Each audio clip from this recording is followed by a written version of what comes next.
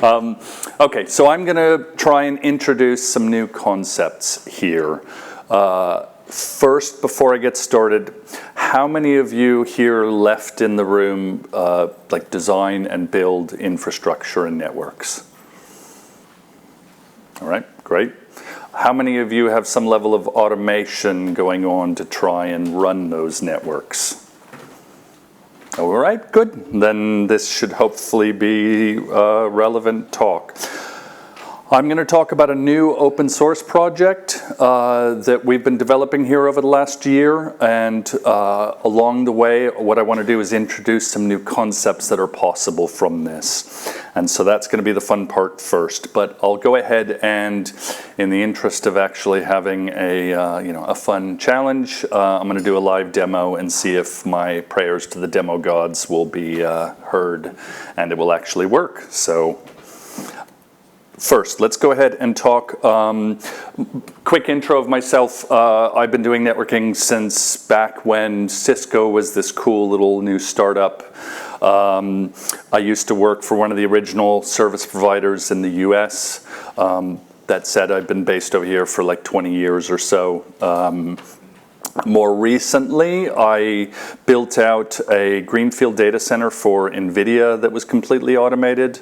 They called it Cambridge 1 because if you remember, NVIDIA was trying to court buying ARM, and so I think they were trying to make good with the UK government around on that one, but the data center was actually in Harlow, which is technically probably closer to London than it is to Cambridge, but those details didn't matter. Let's start off here first talking about terminology on this. I'm going to be talking about like source of truth, right? When most people, this is an overused term basically that everyone uses and everyone hates using for some reason. So in a very simplistic model of this, what I'm going to try and distinguish between here, right, is you have intended state of the infrastructure, right? If you're doing a declarative approach about how you want your infrastructure to be, right, that's what I'm mostly going to be talking about in here, as opposed to the deployment tools to actually push out those changes, and then how do you validate actually that the infrastructure is in some given operational or actual state of this, right? So we're going to be talking about intended state of a given infrastructure.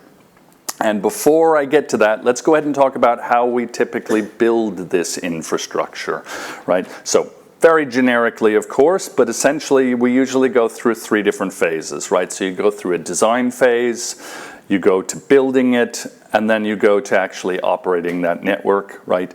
And if you go to that design phase, right, then how do you do design? Like, frankly, Visio has been our best friend in this area for probably since the 90s on this, right? It's Visio, and it's a Word document that pretty much all of the original design intent is captured in.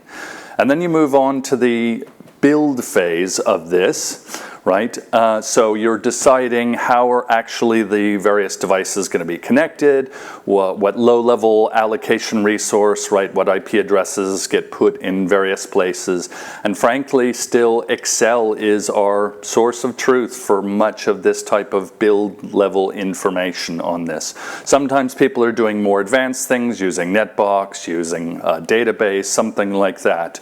And sometimes during that build phase, you may write a Python script or an Ansible playbook or something like that to do that initial, take that first design idea and create your first implementation of that design, right? And then you move on to operate, and this is how we're typically running these, you know, building out, designing these networks and infrastructure, right?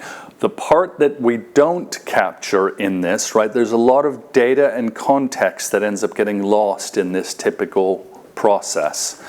And so that pulls, if we go back to here, like let's pick this apart a little bit and talk about the design phase. So I'm going to talk about it very, very generically here, right? If you want to build a design, right, and you want to build 3 sites and you want to have them match what your design is. So let's say you have 2 red dots and 1 blue dot, for example, right? At the end of the day, each of the different sites is going to be a little bit different, right? But they're still all going to ideally be in line with your original design that you created. Right? And as you move forward with the build, what ends up happening basically is then you end up losing some of that context there, right? At the build phase, you have IP addresses, cables, things like that, right? But you end up losing that linkage back to what is the actual design that you created, right? And when you get to the operate phase, basically you're just looking at individual devices and you have no idea whether or not they're actually still in line with that, right? So one of the key problems here, right, is the design part of this isn't really end up codified, captured somewhere consistently that you can end up carrying that forward all the way through to the operate state, right? So the opportunity that we have here, right, is trying to end up bringing in that information about the design, capturing that into automations that you're using, right, so that you can give that needed context. Why is something configured the way that it is, right? It also allows you to iterate away on that type of design and then end up coming up with a version 1.1 of something, for example, and then keeping track of design drift. Right? How do you know that all of your implementations of something are still actually tracking to that original design or that iterated design that you've been working away on? So let's talk about an example here really to make this a little bit more tangible. So let's say you're running a backbone, right? And so there's 2 common services that you want to run on that backbone. Site-to-site connectivity for your customers and let's say peering, for example, right? So these are your service offerings, right? So you typically have other teams that want to go and turn up a new customer, give them site-to-site connectivity. You want to define a new peer to someone, right? So for site-to-site, you've got options on that, right? It could be layer 2 or layer 3 VPNs or IPsec or SD-WAN or however you end up offering that service to your customers, right? For peering, it could just be I've got a direct peering with someone or it's going across one of the exchanges, for example. And when you turn up that service, then typically what you're doing is you've got a small amount of input that you need to capture there. So if you're going to do peering, then it's going to be who am I going to peer to, what's their AS number, what peering location do I want to peer with them, and is it a direct peering or is it across an exchange, for example, right? So that's the input for that given design, right? And there's going to be variations on those inputs, and then based upon those variations, then you end up generating out what is the specific config that needs to go on some device, right? And then ideally from this as well, then you could generate validations on this, right? How do you make sure that the implementation is still in line with that design? And then the third part of this is documentation. How do you create that lower level documentation so that people can reference that and find out if it's configured properly and working the way that it should be?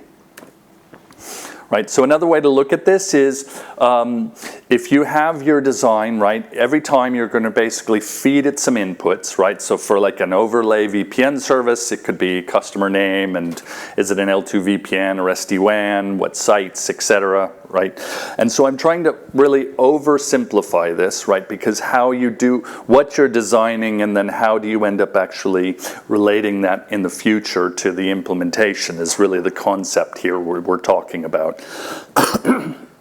So if we make this really simple, right? Let's say, for instance, you've got you input into your design, you've got a square and a triangle, for example, right? And you're putting in blue and orange as 2 of the input variables for this, right? And so you end up getting an implementation that's down there on the bottom left, right? And now if you do the same thing with different colors, then you end up getting a different implementation that comes out of that, right? So in that middle part there, that design builder part of that, right, there's various ways that you can do that, right? That can be scripts, there's various frameworks out there that have done this, right? So I'm not really talking about that part of it, right? How you end up taking a design and essentially creating an implementation is one part of this, but it's actually kind of the capturing of that here. Of that linkage that we want to talk about. So by way of other resources and examples, there's been a few interesting talks here generally in the networking community on this. Jeremy Shulman at Major League Baseball has been talking about this at NANOG and at a AutoCon conference that happened here last year. Arista has kind of codified some of this inside their AVD project, right, which is great if you're doing data center fabrics. They've essentially tried to capture some of these similar ideals. If you've ever read any of Google's papers where they're talking about Mult, which is essentially kind of the tool that sits on top of their open config based deployments, then this is essentially trying to do a similar design driven type of approach. And I know he walked out of the room, but Mark Coleman from NetBox Labs has just recently written a number of very good blog posts around this similar topic here as well.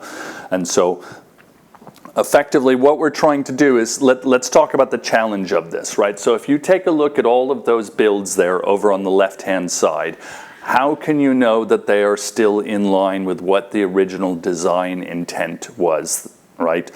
So what we usually end up storing is the implementation, right?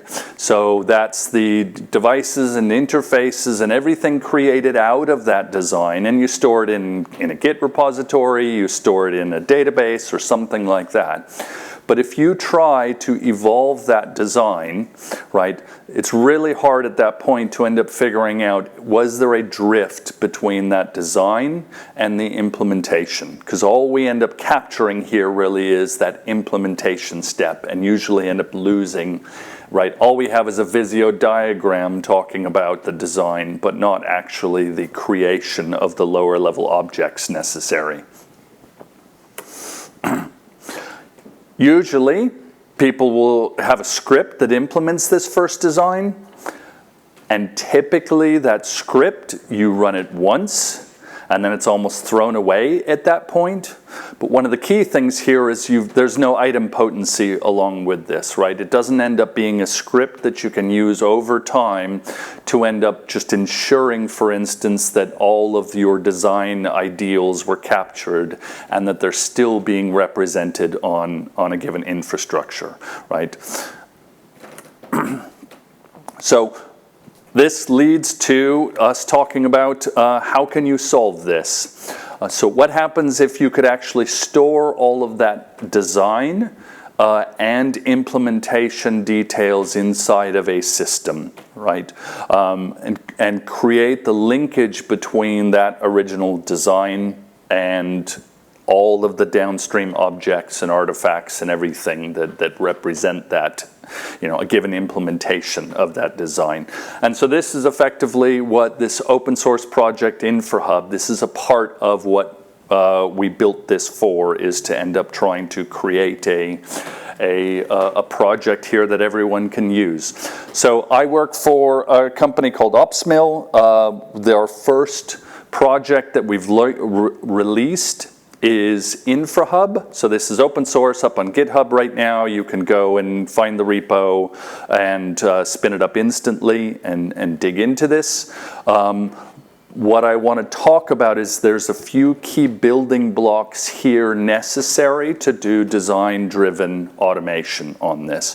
Infrahub is designed essentially to how do you solve the challenges of putting together all of the information necessary to be able to do not only just, you know, generation of configs and all of that type of thing, but how do you end up doing this with large teams at scale with all the complexity and not just have to try and glue together all kinds of different open source and commercial tools and everything to end up getting a workflow that becomes incredibly fragile for everyone to end up maintaining so that they can ultimately just end up making changes. So there's a few key you can call them pillars here of what Infrahub is doing that weren't really out there in something before. So the first part of this is, in order to do the capturing of that design, and frankly, right,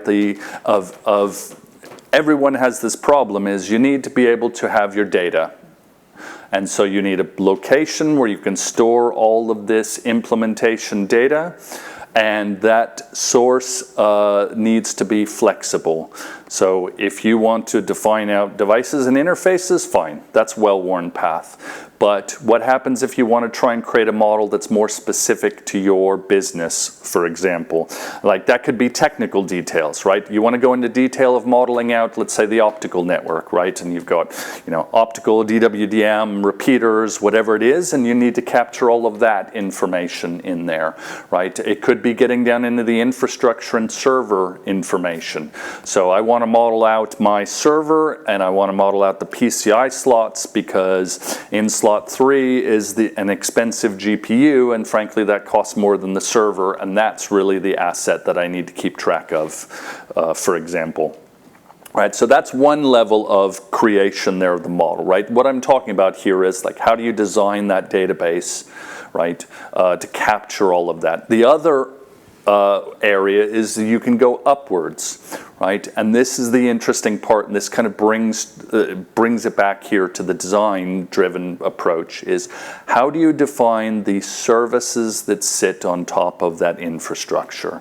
Because that's typically the more interesting part of this, is to try and define, you want to set up a new layer 2 or layer 3 VPN, or VIP on a load balancer, or peering, or a VPN in a data center, or whatever that service is there, right? So having a flexible, extensible data model that can easily change over time is a key part of this, so that you don't have to worry about 3 or 6 month upgrade cycles of your database and schema and all of that, and risk trying to blow everything up when you go through that.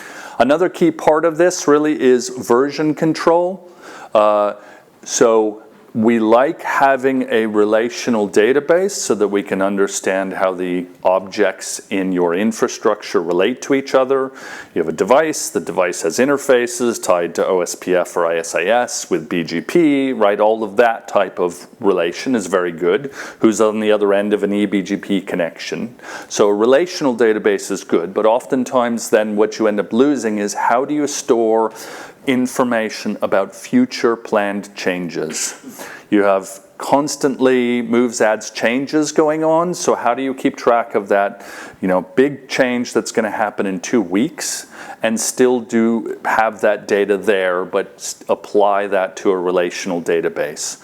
So that's another key area effectively Infrahub's designed to solve, is how do you take those Git-like concepts that we really enjoy, right? Creating a branch, merging a branch, that type of thing, but put it on top of a relational database.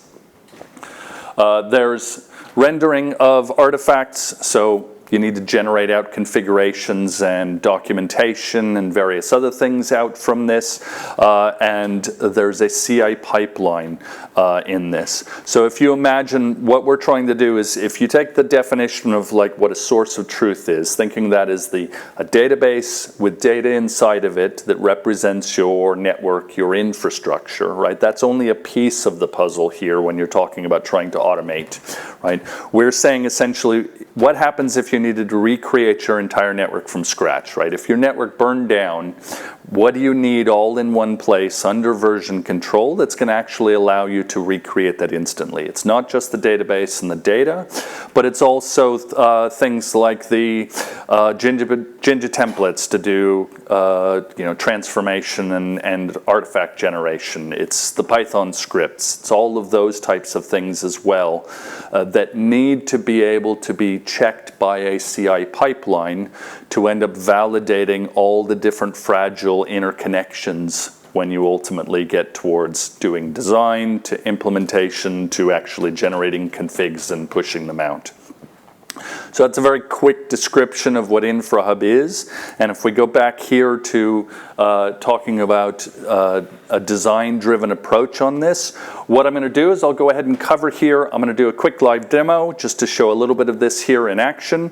And what we're going to do is cover here defining VPN as a service. In this case, what I've got spun up right now, this is a data center, so this is like a VXLAN EVPN, layer 3 VPN, but it's effectively what that service definition doesn't matter. So with that, let's see if my prayers to the demo gods have actually worked, and we'll go ahead and take a look. Oop, it didn't shift over to the other tab. Oh, hold on one second. Let me escape on out of that. And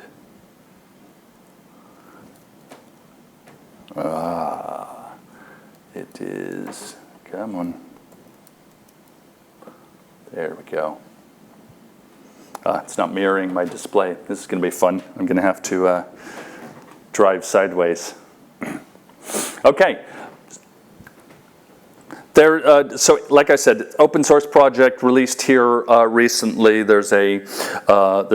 can access this through a web interface. It's got an API. It's got two APIs basically. There's a GraphQL based API. There's a REST API. There's a command line tool. It's got a deep integration with Git repositories here as well. So essentially, we're trying to provide all the different methods for you to be able to provide the information that Infrahub provides to all the other consumers of this, right? For the automation people, they're going to want to do this in a code-based, automation, API-based way.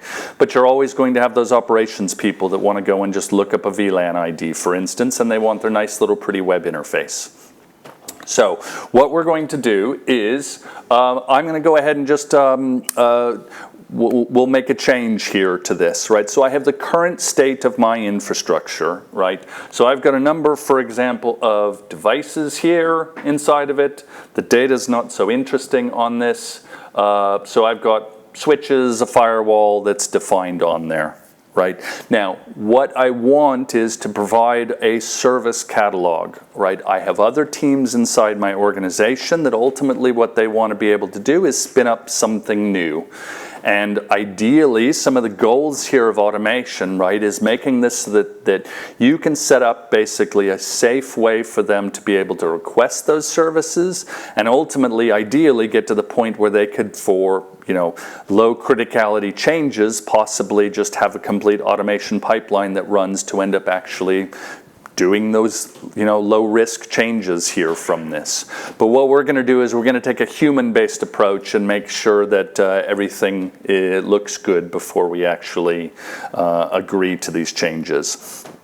So I'm going to skip over the basics on this. I'm going to go ahead and do a creation of a new service. I'm going to go ahead and do this here. Oh, it's not sharing to my screen. This is the fun of doing live demos. Nope, you can't see my terminal there. What I'm going to do is I'll go ahead and run this command, and if I can try and just very quickly get this thing out of full screen mode, then there we go. Yeah, there you go. Hey. Excellent. The demo gods are not in my favor here today, of course. What did I do here for that command? Oh, I know. All right, nope. Haven't failed yet. First thing we need to do is create a branch. So, if I can see my cursor, there we go. So I have the current state of the network. You can, like, for those of you get familiar, right? Essentially, this is main inside of it, right? So this is my current intended state of that infrastructure, and what I want to do is have a future change come up here. So I'm going to go ahead and create a new branch, and just like as in Git, nothing has been created new at this point. And now with that branch, then you can go off and you can make your various changes that you want to make there. And so now, if I rerun my command, now that there's a branch in place, what I've effectively done is I've called what's internally inside our system a generator. And this is effectively that capturing of the design intent and having that be codified here so that you can then instantiate, right, an instance of that given design. In this case, what that is create me a VPN in the data center. And so you have a consistent way to end up then creating those new instances of that service. But the important bit of this is that you're keeping that linkage between the creation, what that design was, the creation of the downstream artifact objects from that. So in this case, it needs to create like a new prefix. It needs to go request a new VLAN ID, right? Assign VNIs, that type of information here from this. And then what you want to see is what is now created from this. So what I'm going to do is we've recreated on top of that graph database the concept of a pull request. Now, we called it proposed changes because we found that a lot of people don't know what a pull request actually means. But in an infrastructure sense, effectively what you're saying is I've got a change and I want to go ahead and get it reviewed. So I'll go ahead and create that proposed change. And so now what I've done is created a branch, made a change. The change that I've made is the creation of a new layer 3 VPN inside my data center. And now I want my colleagues to review that change. So we've recreated approvers, reviewers, commenting, all the things that we like about that Git-based workflow for dealing with code, but put that here right on top of the database. And for example, for the people that want their nice little pretty web UI, then I can go and dig into, what was the change that was made. More interesting on this, though, is that there's a CI pipeline here so that you can end up then determining, right, anything that you want to do here in a CI pipeline. One of the values of this, though, right, one of the steps of this is effectively, is this still in line with my design? Another check could end up being like, if I merge this back into main, will it merge cleanly? Now, in infrastructure and networking sense, what that means is, I've been working on this change for a few weeks. I'm finally to the point of it's tested, we're ready to do the implementation. I need to make sure, though, that someone hasn't gone and made an emergency change a few days ago on the infrastructure that's going to break what I was trying to apply, right? So this is code-like concepts of doing a merge applied to infrastructure data sets that we brought together on this. And so you've also got your nice little pretty views for end up actually like looking at a diff view of the configurations ultimately rendered here. So for example, on this switch, we're going to generate a VLAN, we're going to generate a VNI on it.